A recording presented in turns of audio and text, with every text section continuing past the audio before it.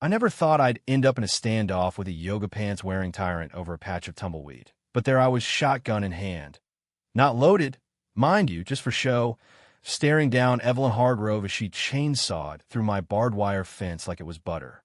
She declared my 40-acre spread an eyesore to the community at the last HOA meeting, her voice shrill enough to curdle milk, and by dawn, she'd slapped up a gaudy wrought iron gate with a brass plaque reading Hargrove Heights Extension. My ranch. It predated her McMansion suburb by a century. But Evelyn didn't care about history. She cared about her property values and her God-given right to micromanage everyone else's lives. It started 6 months back when the city sprawled out like a bad rash and swallowed up the empty lots around my place.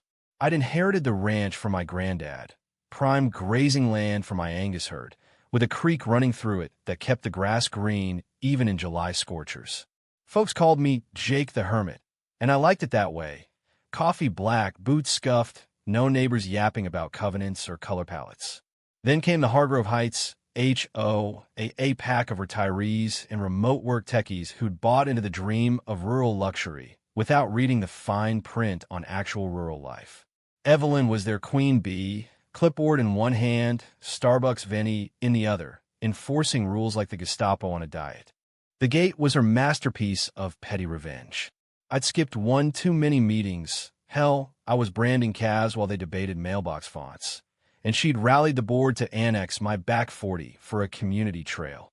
No vote, no notice, just her crew of weekend warriors with shovels and entitlement, bulldozing a path straight through my east pasture. I found out when my prize bull, Rufus, wandered through the fresh-cut hole and ended up tangled in her prize-winning rose bushes. She called the sheriff, screeching about trespassing livestock, while I fished wire from his hide and seethed. "This is America, Evelyn," I growled over the phone, "not your personal HOA fiefdom." Her laugh was pure venom. "Oh, Jake, wake up. It's 2025, adapt, or get paved over." That night, under a sky full of stars brighter than her fake lashes, I plotted. Revenge isn't rash in ranch country. It's slow-cooked, like brisket over mesquite. I hired a crew from the next county over, good old boys who owed me favors from poker nights, and we worked in shifts, hauling cinder blocks and mortar under the cover of a harvest moon.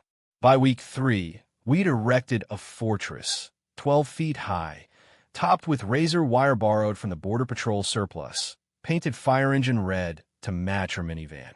No gate, no loopholes, just a solid brick wall sealing off her extension like a bad divorce settlement.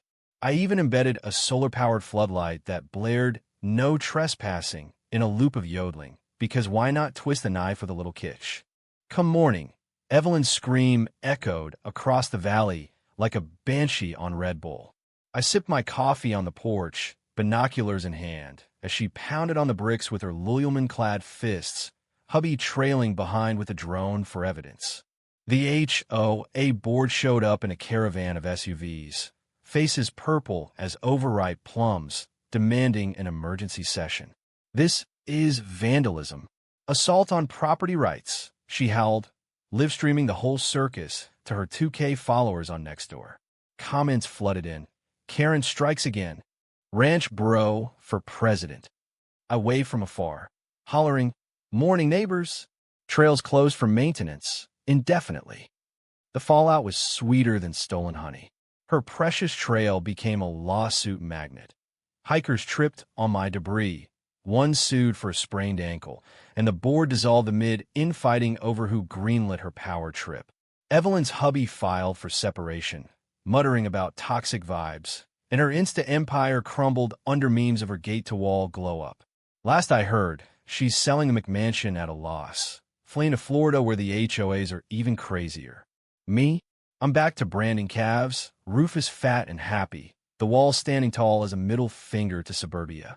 In the end, some fences aren't meant to be mended. They're built to keep the Karens out for good.